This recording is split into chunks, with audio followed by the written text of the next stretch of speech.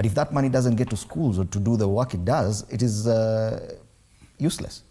Yeah, Edimuli, I want to implore everyone inside government and outside government and within the boundaries of the Republic of Kenya. If we want to deliver equitable, quality public education, let us not politicize education whatsoever. Let us be objective. And I'm happy Kenya is a country that has education as the most discussed item on daily basis. But on the question of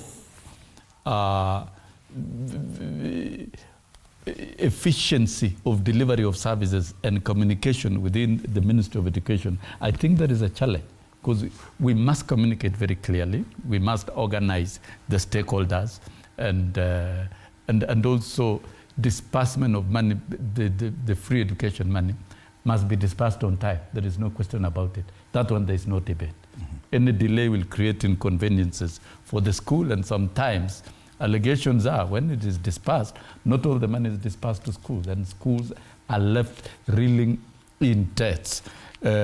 Coming to St. Anne, for example, because we're talking about St. Anne, allow me to discuss St. Anne, for example. What could be happening within the school?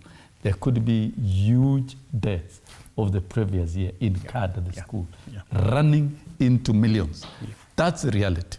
And St. Anne's is a boarding school. Government doesn't pay any fee for boarding maintenance of any student. Thank you. It is the parents who are supposed to pay. And if parents don't pay, it is difficult to procure services to serve the students. And the basic education law is also very clear.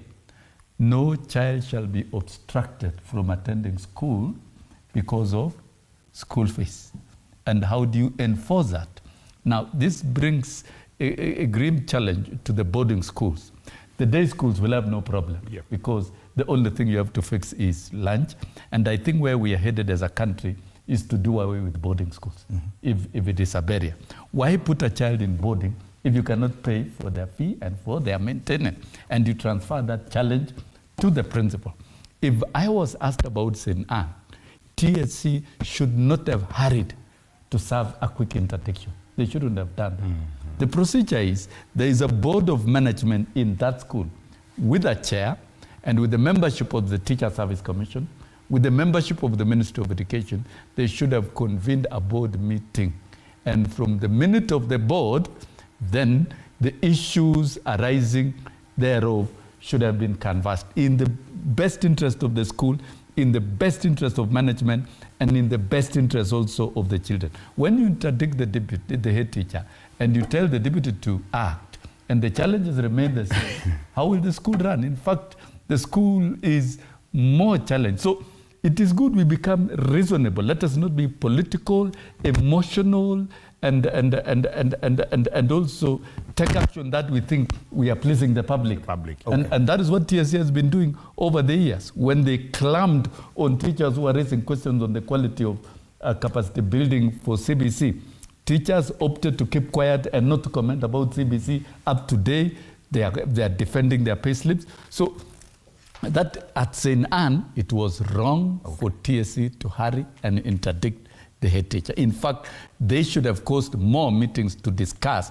and to understand the gaps that exist, so that then we deal with the options of if we are allowing boarding schools to operate and to sustain students in boarding, parents will pay, government will not pay. How do you deal with that? Yes. But on capitation for tuition and the rest, it must be released on time. Okay. I want us to move from education matters because we have some other huge headlines to talk about. Maybe just a comment. Maybe just a comment. Very briefly. Very briefly. It should be understood by everyone that the government capitation is about 15,000 shillings per student. For JS? For secondary school. For JS, secondary is 22. Sorry, it's 22. It's gone up to 22, but the actual cost is at least 50 per year. Meaning that the parents have a bigger responsibility